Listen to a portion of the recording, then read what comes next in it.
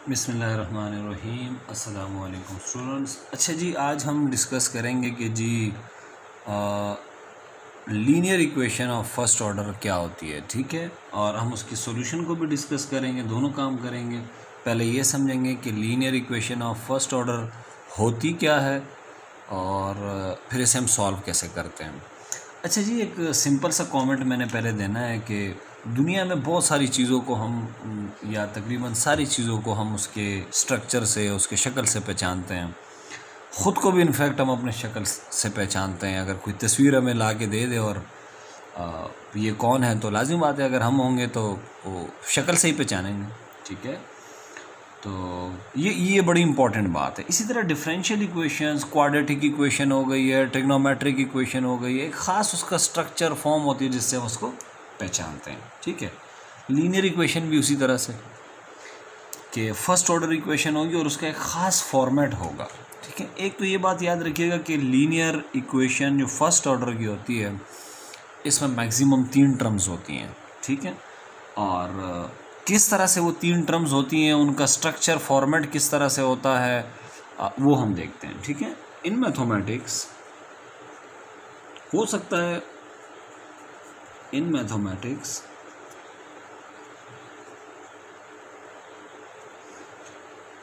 the ordinary differential equation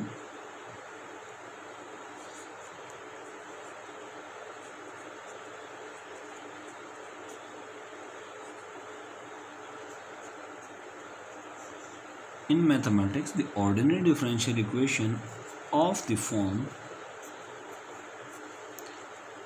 means एक structure होगा जो मैं भी लिखूंगा कि मैथमेटिक्स में इस तरह की इक्वेशन को हम क्या कहते हैं, ठीक है। वो इक्वेशन में लिखने जा रहा हूँ। पहली टर्म जो होगी वो आपके पास होगा simple derivative dy over dx, ठीक है। पहली टर्म होगी dy ओवर dx। अब dy ओवर dx का होना ज़रूरी नहीं है, कुछ भी हो सकता है। dt ओवर dx भी हो सकता है, dz ओवर dy भी हो सकता है, du ओवर dv भी हो सकता है। लेकिन पहली जो टर्म होगी वो आपको एक डेरिवेटिव, ये मैं इसके स्टैंडर्ड फॉर्म की बात कर रहा हूँ कि जब आप फर्स्ट ऑर्डर लीनियर इक्वेशन को स्टैंडर्ड फॉर्म में लिखते हैं तो वो दिखने में ऐसी होती है। कोई भी इक्वेशन जो दिखने में ऐसी हो जो मैं भी लिखने जा रहा हूँ, ठीक है, first order linear differential equation कहलाएगी, ठीक है। Plus p of x y is equal to q of x, इसको भी समझते हैं, ठीक है, परेशान नहीं होना। In mathematics the ordinary differential equation of the form this is called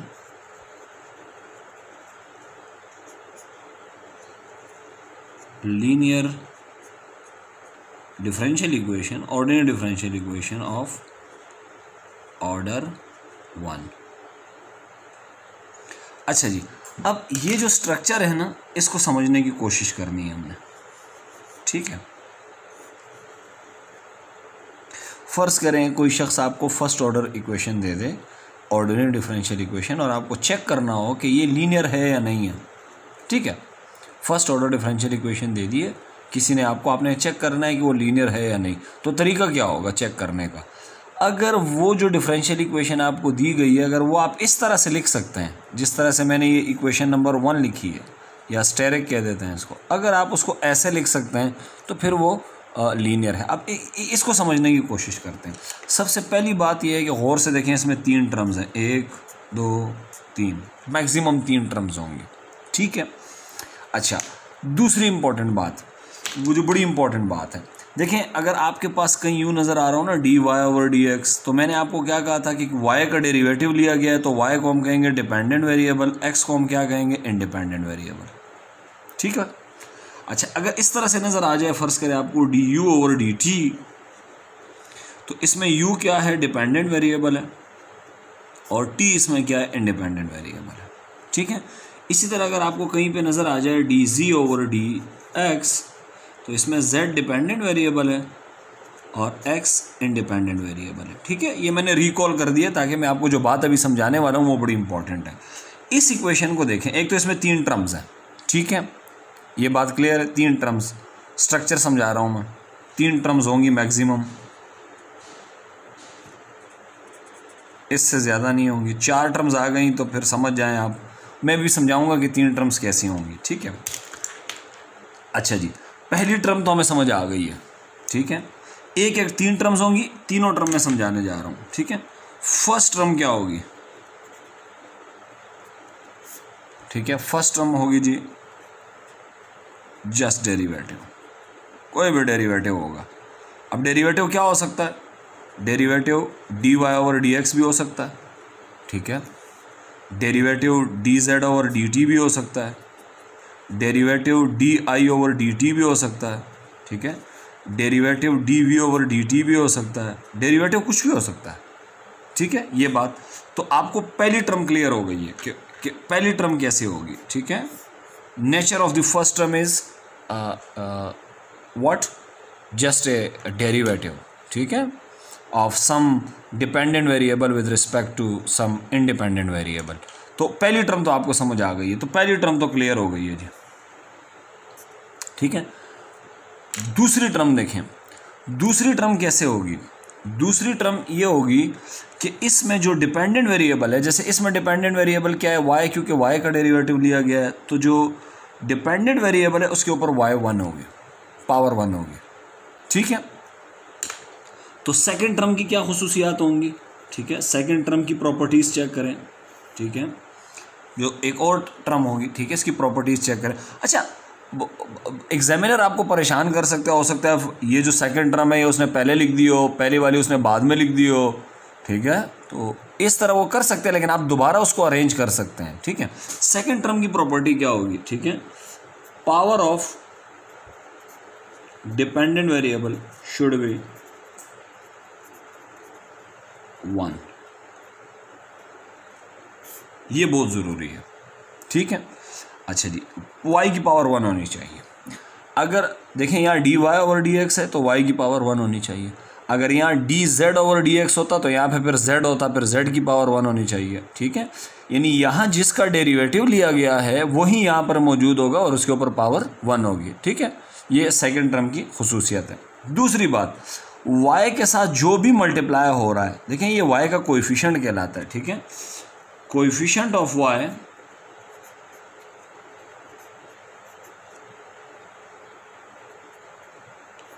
may be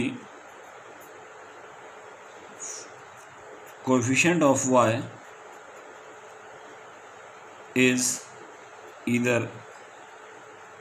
function of x or constant। ये जो y का कोएफिशिएंट है ना, जो y के साथ मल्टीप्लाई हो रहा है उसको कोएफिशिएंट कहते हैं। ये जो y का कोएफिशिएंट है या तो ये x पे डिपेंड कर रहा होगा और या तो ये कांस्टेंट होगा, ठीक है। इसीलिए इसको हमने p नाम दे दिया और ब्रैकेट में x लिखने का मतलब ये है कि डिपेंड ऑन x। और ये जो थर्ड टर्म है, third term which is in fact on right hand side, ये जो जिसको हमने q कहा गया है, थर्ड टर्म को हमने q कहा है, ठीक है। सेकेंड टर्म को हमने, ये थर्ड टर्म को हमने q कहा हुआ है, ठीक है। इसमें ये और ये राइट हैंड साइड पे होती है, ठीक है, ये थर्ड टर्म। तो थर्ड टर्म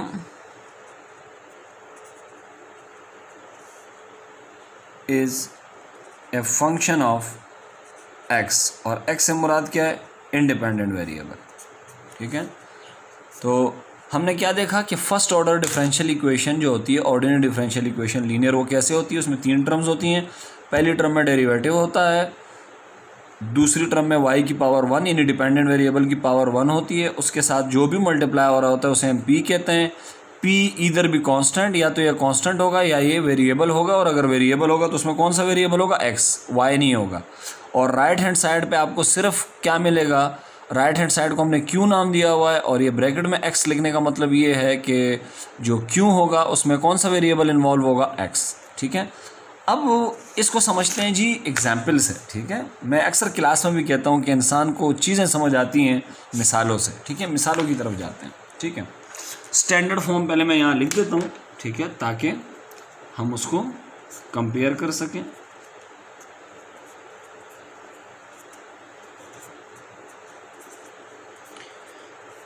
ये फॉर्म है, ठीक है।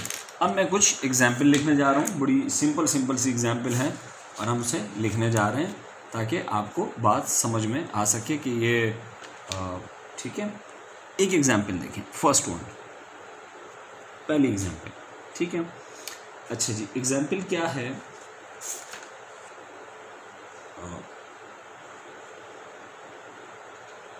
यप, एग्जाम्पल है dy over dx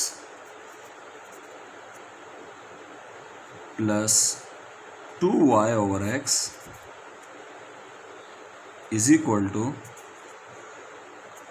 sign x over x। अब आपको कैसे पता चलेगा कि ये जो इक्वेशन है ये लीनियर है, फर्स्ट ऑर्डर? देखिए, सबसे जो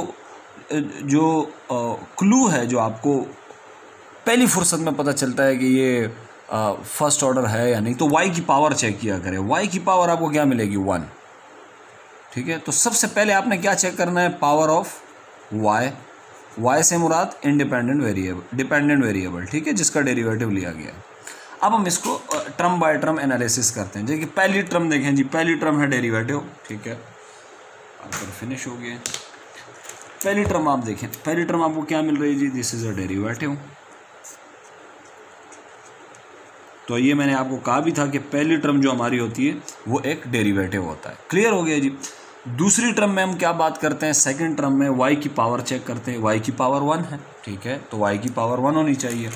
अब y के साथ जो भी लिखा हुआ है ये, इसको हम क्या कहते हैं बच्चों? इसको हम कहते हैं p। तो p बताओ कितना हुआ? 2/x। और राइट हैंड साइड जो होती है उसे हम कहते हैं q।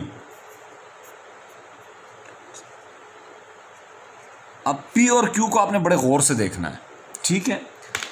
P की क्या खुसूसियत होनी चाहिए? P जो है या तो कांस्टेंट होना चाहिए या इसके अंदर जो वेरिएबल होगा तो वो x होगा। तो चेक करें, इंडिपेंडेंट वेरिएबल होगा। तो चेक करें, P जो है वो फंक्शन है x का, इसके अंदर कौन सा वेरिएबल है? x मौजूद है। Q को चेक करें, Q के अंदर भी सिर्फ x मौजूद है। और यही मैंने आपको कहा था, ठीक है, कि पहली टर्म जो है वो हमारे पास सिंपल डेरिवेटिव होना चाहिए, दूसरी टर्म में y की पावर 1 होनी चाहिए, y के साथ जो भी मल्टीप्लाई हो रहा होगा उसे हम p कहेंगे। उस p की खुसूसियत क्या होगी कि उसके अंदर जो वेरिएबल होगा वो सिर्फ कौन सा होगा? x होगा। तो चेक कर ले, p के अंदर सिर्फ आपको क्या नज़र आ रहा होगा? x। p में कभी भी y नज़र नहीं आएगा आपको।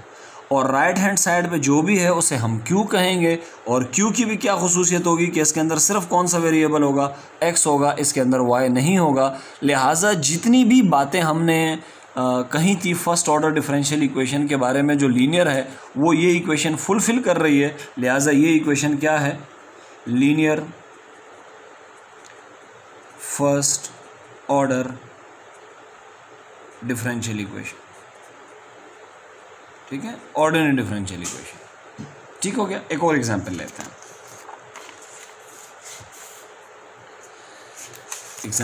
एक और एग्जांपल 2। 3 एग्जांपल लेंगे। उम्मीद है कि 3 एग्जांपल में आपको ये बात समझ आ जाएगी कि फर्स्ट ऑर्डर डिफरेंशियल इक्वेशन क्या होती है, ठीक है। Linear plus 2x plus 1 into Y is equals to x exponential minus 2x। सबसे पहले क्या चेक करना है जी? y की पावर चेक करनी है। y की पावर क्या नज़र आ रही है आपको? 1। यहाँ से आपको एक, अच्छा, y की पावर चेक करने का मतलब क्या है? Check the power of independent variable, dependent variable, sorry. अब डिपेंडेंट वेरिएबल ज़रूरी नहीं है कि y हो, कुछ भी हो सकता है, ठीक है, t हो सकता है, dt ओवर dx। तो आपने t की चेक करनी होगी फिर, ठीक है, ये आपने नोट करना है। अच्छा जी, तो y की पावर है 1, ठीक है। एक यहाँ से क्लू मिला, हमें इशारा मिला कि ये फर्स्ट ऑर्डर हो सकती है, ठीक है। अब हम देखेंगे, पहली टर्म में होना चाहिए सिर्फ डेरिवेटिव, तो ये तो सिर्फ डेरिवेटिव नहीं है, x इसके साथ मल्टीप्लाई हो रहा है, लेकिन इसका हल है हमारे पास। हम क्या करेंगे? पूरी इक्वेशन को x से डिवाइड कर देंगे। जब पूरी इक्वेशन को मैं x से डिवाइड करूँगा, dividing by x plus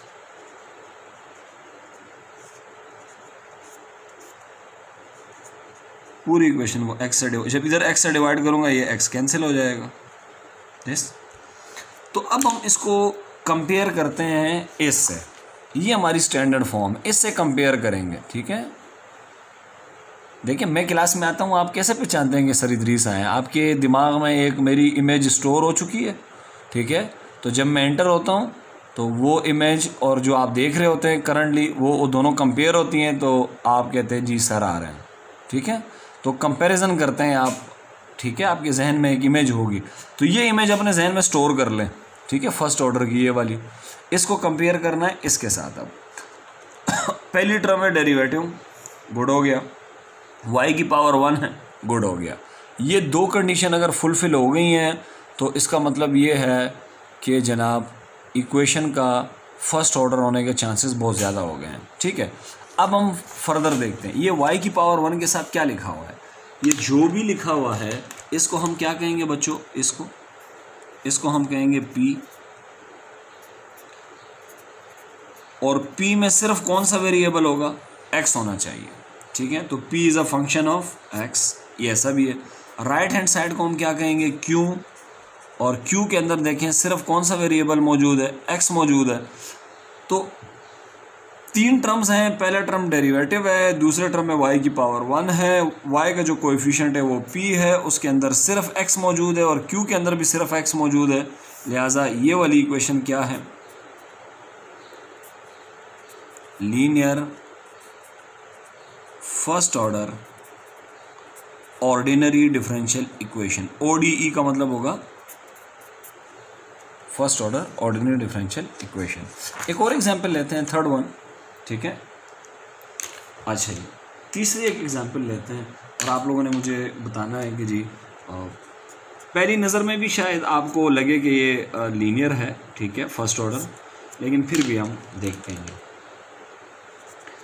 x into ln x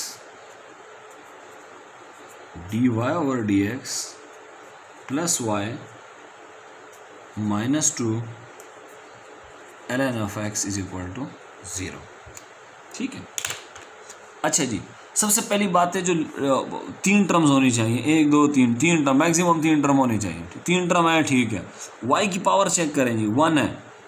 ये सारे क्या हैं, ये सारे जो इंडिकेटर हैं ये बता रहे हैं जी कि इक्वेशन फर्स्ट ऑर्डर लीनियर हो रही है। ठीक है, अच्छा पहली टर्म क्या होनी चाहिए, पहली टर्म में सिर्फ डेरिवेटिव होना चाहिए दिस, तो इसके साथ जो भी है ये, इससे हम पूरी इक्वेशन को डिवाइड कर देंगे। तो हम लिखेंगे dividing by x ln x, पूरी इक्वेशन को x ln x से डिवाइड कर देंगे। जब पूरी इक्वेशन को मैं x ln x से डिवाइड करूंगा तो ये x ln x कैंसिल हो जाएगा, क्या बचेगा जी, dy over dx plus y, और y के नीचे क्या आ जाएगा, x ln x minus 2 ln x, और इसके नीचे भी क्या आ जाएगा, x ln x is equal to 0। ठीक है जी, अच्छा अब पहली टर्म, अच्छा एक और इंटरेस्टिंग बात जो थी वो ये थी कि एक टर्म हमारी राइट हैंड साइड पे होती है जिसे हम क्यू कहते हैं। क्यू हमारा क्या होता है, क्यू के बारे में हम बता चुके हैं, this is our right hand side. तीन टर्म होंगी, तीन टर्म में से एक को हम क्यू कहेंगे। किसको क्यू कहेंगे, क्या इसको क्यू कहूँ, इसको क्यू कहूँ, या इसको क्यू कहूँ। ठीक है, ये ln x इस ln x से कैंसिल हो जाता है। थोड़ा सिंप्लीफाई करके बात करते हैं। ठीक है, इसको मैं यूँ लिख देता हूँ 1/x आपके समझने के लिए, ln x y minus 2/x is equal to 0। Q जो है वो हमारा राइट हैंड साइड होता है। इन तीन टर्म में से एक क्यू होगा जिसको भी हम राइट हैंड, अच्छा इस इक्वेशन में ये किया गया है कि राइट हैंड साइड को वो लेफ्ट हैंड साइड पे ले आए ताकि आपको परेशान कर सके। तो हमारा क्यू जो है वो हमें इन तीनों में से ढूंढना है कि कौन सा क्यू है। तो क्यू वो होता है, पहले टर्म तो क्यू हो नहीं सकता, ये तो डेरिवेटिव वाला है। क्यू वो होता है जिसमें सिर्फ x हो। इसमें चेक करें x और y दोनों हैं, जी हैं। इसमें x y नहीं है, लिहाजा ये हमारा क्यू है, इसको हम राइट पे ले जाएंगे।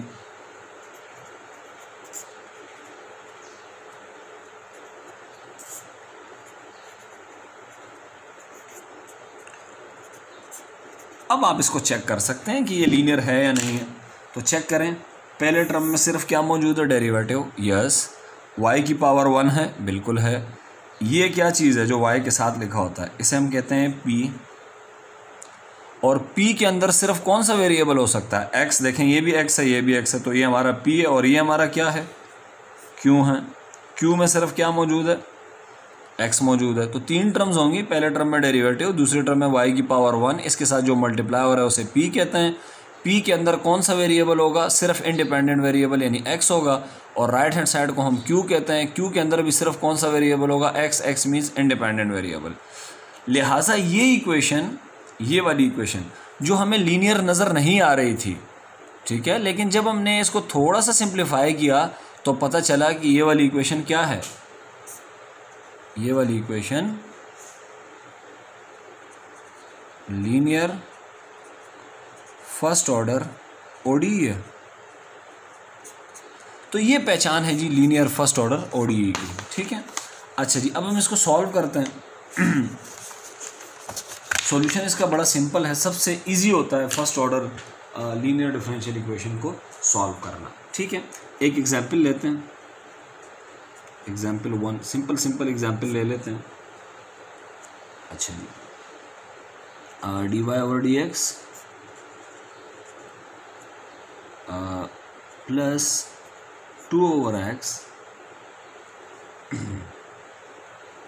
और 2/x के बाद this is 2/x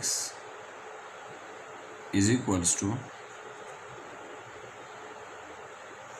सपोज इन्होंने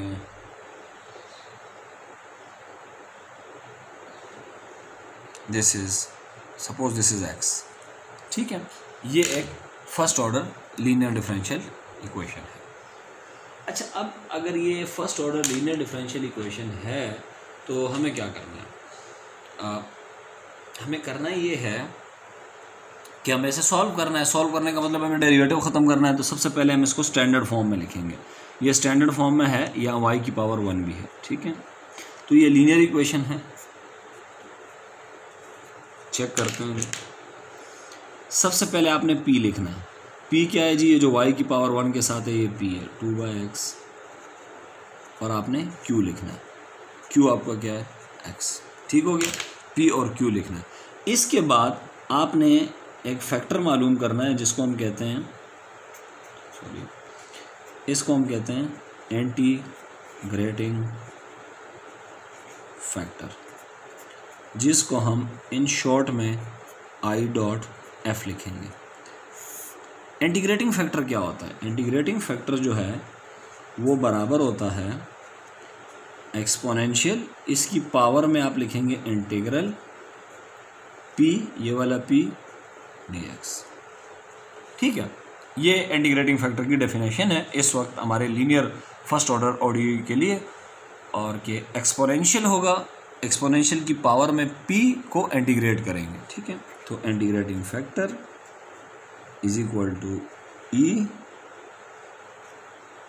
पावर में इंटीग्रेशन, p की जगह क्या रखेंगे, 2/x dx, ठीक है। 2 को हम निकाल देंगे साइन ऑफ इंटीग्रेशन से बाहर, अंदर रह जाएगा 1/x। 1/x की इंटीग्रेशन हम सबको पता है कि क्या होती है, क्या होती है जी, या रिकॉल करें। 1/x की जो इंटीग्रेशन होती है 1/x की, ठीक है, वो होती है ln x, ठीक है। तो हम क्या करेंगे, इंटीग्रेटिंग फैक्टर जब मालूम करेंगे तो लिखेंगे e2 और 1/x की इंटीग्रेशन होती है ln x, ठीक है। अच्छा, बेसिक रूल है ln का, मैट्रिक 9 क्लास में होता है। ln का जो भी कोएफिशिएंट होता है ना, जैसे ये ln के साथ जो भी मल्टीप्लाई हो रहा है ये इस वेरिएबल के ऊपर आ जाएगा, ठीक है, ये x के ऊपर। तो इसको मैं लिख दूंगा यूँ, integrating factor is equal to e ln x और ये इसके ऊपर स्क्वायर। तो ये e और ln क्या हो जाएंगे, कैंसिल। इंटीग्रेटिंग फैक्टर कितना आ जाएगा जी, इंटीग्रेटिंग फैक्टर हमारा आ जाएगा x स्क्वायर, ठीक है। ये हमारा इंटीग्रेटिंग फैक्टर निकालने का तरीका है। तरीका दोबारा देख लें, इंटीग्रेटिंग फैक्टर का ये फॉर्मूला है, ये आपने याद रखना है। ये फॉर्मूला e के ऊपर पावर में इंटीग्रेशन, और p को हमेशा इंटीग्रेट करेंगे पावर में, ठीक है। वो इंटीग्रेट करके आपने सिंप्लीफाई करके इंटीग्रेटिंग फैक्टर निकाल देना। ठीक है। सॉल्यूशन कैसे आएगा जी? सॉल्यूशन ऑफ लीनियर, इसके दो तरीके हैं करने के। ये जो मैं तरीका आपको बता रहा हूँ ये शॉर्टकट है, ठीक है। और ये फॉर्मूला मेथड है। बच्चों को फॉर्मूला मेथड इसलिए पसंद होता है कि just put the value and get the answer, ठीक है। तो अब हम क्या करेंगे, ये फॉर्मूले से, फॉर्मूला क्या है जी? फॉर्मूला ये रहा, जो सॉल्यूशन है वो इस फॉर्मूले से आप करेंगे, ठीक है। फॉर्मूला ये रहा कि dependent variable multiply by integrating factor is equal to integral integrating factor multiply by Q D X plus C, ठीक है। ये फॉर्मूला है। अब आप मुझे बताएं डिपेंडेंट वेरिएबल क्या है। डिपेंडेंट वेरिएबल का मतलब ये होता है कि इक्वेशन के अंदर जो डिफरेंशियल इक्वेशन दी हुई है इसमें किसका डेरिवेटिव लिया गया है? वाई का लिया गया है, तो डिपेंडेंट वेरिएबल हमारा वाई हो गया। तो डिपेंडेंट वेरिएबल हमारा हो गया जी वाई। इंटीग्रेटिंग फैक्टर हमने निकाला हुआ है, वो कितना हो गया जी? वो हो गया एक्स स्क्वायर ईयर, ठीक है। और क्या चाहिए हमें? क्यू चाहिए। क्यू हमने पहले ही देख लिया था, क्यू क्या है हमारा? एक्स। तो ये सारी चीज़ें अब इस फॉर्मूले में उठा के हम पुट कर देंगे, ठीक है। जगह नहीं है, यहाँ पुट कर देते हैं, ठीक है। मैं नेक्स्ट पेज में जाना नहीं चाहता। तो डिपेंडेंट वेरिएबल की जगह मैं पुट करूँगा वाई, इंटीग्रेटिंग फैक्टर की जगह हो जाएगा X square is equal to integral, integrating factor की जगह क्या हो जाएगा बच्चों? एक्स स्क्वायर, क्यू की जगह हो जाएगा एक्स और ये डी एक्स, ठीक है। और प्लस सी हमें लगाना होता है, ठीक है, जब इंटीग्रेशन हो जाती है असल में, ठीक है। अच्छा जी, तो ये हो जाएगा वाई एक्स स्क्वायर। आप चाहें तो फॉर्मूले से मिटा दें प्लस सी, क्योंकि जब इंटीग्रेशन हो जाएगी हम फिर प्लस सी लगा देंगे, ठीक है। ये हो जाएगा X square into x, x cube. X cube की इंटीग्रेशन बड़ी सिंपल होती है, पावर में गेट करें उसी से डिवाइड, तो एक्स की पावर 3/3 इंटीग्रेशन हो गई सारी, प्लस सी। ये हमारा क्या निकला है? सॉल्यूशन। तो ये हमारा सॉल्यूशन है जी, ठीक है, कि इस तरह first order linear differential equation को हल करते हैं, ठीक है। एक और एग्जांपल लेते हैं। आई थिंक 2 एग्जांपल काफ़ी होंगी, ठीक है। एग्जाम्पल 2,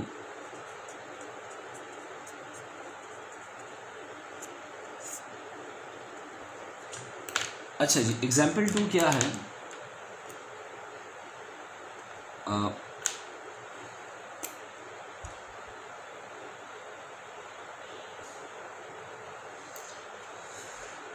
एग्जाम्पल 2 इज, अच्छा जी, ये एग्जाम्पल 2 है। X D Y over D X plus 2x plus 1 into Y is equal to X exponential minus 2x। This is our equation 1। इसको हमें सॉल्व करना है, ठीक है। बड़े ध्यान से सुनिएगा, इसको सॉल्व करना है। अच्छा, linear first order differential equation की पहचान ज़रा आसान होती है, ठीक है। अगर स्टैंडर्ड फॉर्म में लिखिए, देखिए 3 टर्म्स है, 1 2 3, वाई के ऊपर पावर 1 नज़र आ गई तो हमें तसल्ली हो गई कि ये फर्स्ट ऑर्डर होगी। अब तरीक़ाकार क्या है? पहली टर्म में क्या होना चाहिए? स्टैंडर्ड तरीका क्या है कि पहली टर्म सिर्फ डी वाई और डी एक्स होगी, तो इसके साथ एक्स है, पूरी इक्वेशन को एक्स से डिवाइड करेंगे तो यहाँ से एक्स ख़त्म हो जाएगा, 2x प्लस 1 इसके नीचे आ जाएगा x, y as it is. ये x, इसको भी जब x से डिवाइड करेंगे तो ये x और ये x कैंसिल हो जाएगा, तो ये बचेगा एक्सपोनेंशियल माइनस 2x, ठीक है। अब आपने इसमें p और q बताने हैं मुझे। ये p है और ये q है, ठीक है। तो p is what? 2x plus 1 over x and what is q? q is exponential minus 2x, ठीक है। p को मैं थोड़ा सा सिंप्लीफाई कर रहा हूँ ताकि हमें क्योंकि हमें p को इंटीग्रेट करना होता है। अगर आपको इंटीग्रेटिंग फैक्टर का फॉर्मूला याद हो गया है तो इंटीग्रेटिंग फैक्टर का फॉर्मूला क्या होता है? e सबसे पहले लिखेंगे, इसकी पावर में आप एक इंटीग्रेशन का साइन लगाएंगे और किसको इंटीग्रेट करेंगे? p को। तो सम टाइम हम p को इंटीग्रेट करने से पहले यहाँ पे सिंप्लीफाई कर देते हैं। कैसे सिंप्लीफाई करेंगे, इस x को मैं सब के नीचे लिख देता हूँ इस तरह 2x अपॉन x और ये 1 अपॉन x। इस x से ये x कैंसिल हो जाएगा, p कितना हो जाएगा 2 प्लस 1 अपॉन x, ये हमारा p है। अब इंटीग्रेटिंग फैक्टर मालूम करेंगे। इंटीग्रेटिंग फैक्टर के लिए हमें करना ये है कि हम ये फॉर्मूला जो है ये यूज़ करेंगे, ठीक है। तो इंटीग्रेटिंग फैक्टर मालूम करेंगे जी, तो लिखेंगे हम एक्सपोनेंशियल, पावर में लिखेंगे p हमारा क्या है जी, ये रहा 2 प्लस 1 अपॉन x और इसको हम इंटीग्रेट करेंगे। दो टर्म को इंटीग्रेट करना है, 2 को भी करना है, 1 अपॉन x को भी करना है, ठीक है। तो कांस्टेंट की इंटीग्रेशन हम सबको पता है कि जैसे ये 2 है ना, और x के लिहाज से इंटीग्रेट कर रहे हैं तो 2x होगा। अगर y के लिहाज से इंटीग्रेट करेंगे तो 2y, z के लिहाज से करेंगे तो 2z, तो ये हो जाएगा 2x प्लस 1 अपॉन x की इंटीग्रेशन हम सबको पता है वो क्या होती है, ln x, ठीक है। अब हम क्या करेंगे, इस पावर को ब्रेक कर देंगे, ठीक है। पावर को ब्रेक करना समझते हैं, ब्रेक इस तरह से करेंगे कि मैं इसको यूँ लिखूँगा e की पावर 2x और फिर एक्सपोनेंशियल ln x, इस तरह से, ठीक है। e और ln कैंसिल हो जाएंगे तो हमारे पास जो बचेगा वो बचेगा क्या, एक्सपोनेंशियल 2x और ये इंटू x। ये हमारा क्या आ गया बच्चों, इंटीग्रेटिंग फैक्टर। वेरी सिंपल, बहुत सिंपल है, आप लोग एक्सरसाइज करेंगे इंशाल्लाह सब हो जाएगा। ये इंटीग्रेटिंग फैक्टर हो गया, ठीक है। अब जब इंटीग्रेटिंग फैक्टर आ गया है, उस इंटीग्रेटिंग फैक्टर को मैं यहाँ पे लिख देता हूँ। इंटीग्रेटिंग फैक्टर हमारा आया है x एक्सपोनेंशियल 2x, p हमारा क्या है जी, p हमारा है 2 प्लस 1 ओवर x और q जो हमारा है वो है एक्सपोनेंशियल माइनस 2x। ये हमारे पास p, q और एक्सपोनेंशियल इंटीग्रेटिंग फैक्टर है। अब हम सॉल्यूशन निकालेंगे। सॉल्यूशन के लिए फार्मूला यूज़ करेंगे जी, ठीक है। तो फार्मूला क्या यूज़ करेंगे जी, फार्मूला क्या है हमारा, फार्मूला ये है कि डिपेंडेंट वेरिएबल मल्टीप्लाई होगा इंटीग्रेटिंग फैक्टर से इज इक्वल टू फिर इंटीग्रल, फिर इंटीग्रेटिंग फैक्टर मल्टीप्लाई होगा क्यू के साथ, ठीक है, इस तरह से। डिपेंडेंट वेरिएबल का मतलब ये होता है डी वी का कि इक्वेशन के अंदर आप चेक करें, डिफरेंशियल इक्वेशन के अंदर कि किसका डेरिवेटिव लिया गया है। तो इक्वेशन में y का डेरिवेटिव लिया गया है तो y जो है आपका डिपेंडेंट वेरिएबल हो गया, और x के लिहाज से लिया गया है तो x आपका इंडिपेंडेंट वेरिएबल हो गया है, ठीक है जी। ये बहुत ज़रूरी होता है पता करना।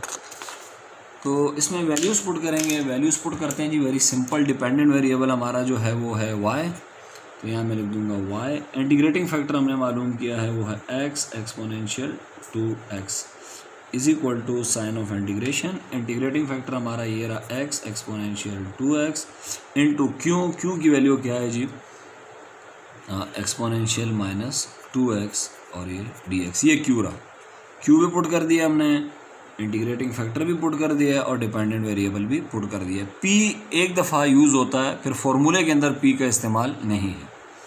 तो इसको मैं यूँ लिख देता हूँ X Y exponential 2x is equal to, अच्छा आपको पता है बेसिस सेम हो तो पावर ऐड हो जाती है, तो ये x एक्सपोनेंशियल की पावर हो जाएगी 2x और ये माइनस 2x dx। तो 2x माइनस 2x 0, तो e की पावर हो जाएगी 0 और ये होती है 1। तो यहाँ आ जाएगा 1 लिखने की ज़रूरत नहीं है, जस्ट क्या बचेगा, जस्ट बचेगा x dx। x की इंटीग्रेशन बहुत आसान है, पावर रूल लगाएंगे। पावर रूल क्या कहती है जी, पावर में एक ऐड करो उसी से डिवाइड कर दो, ये हो जाएगा एक्स स्क्वायर अपॉन 2 प्लस सी। ये आपका क्या आ गया, सॉल्यूशन। ठीक है जी, ये हमारे पास आज का लेक्चर ख़त्म हो गया जो कि रिलेटेड था first order linear first order differential equation के। तो ये हमने देख भी लिया कि first order linear differential equation क्या होती है, और बहरहाल ठीक है, तो हमने ये चीज़ें देख ली हैं। आई थिंक पेज यहाँ रह गया ये, कि हमने ये देख लिया जी कि लीनियर इक्वेशन ऑफ ऑर्डर 1 क्या होती है, जो ऑर्डिनरी डिफरेंशियल इक्वेशन है, और उसकी शक्ल ये थी और उसको हम किस तरह से सॉल्व करते हैं। तो ये सारी चीज़ें हमने देख ली। इंशाल्लाह नेक्स्ट लेक्चर में मुलाकात होती है बशर्ते हयात व दस्तयाबी। तब तक के लिए अल्लाह हाफिज़ व नासिर।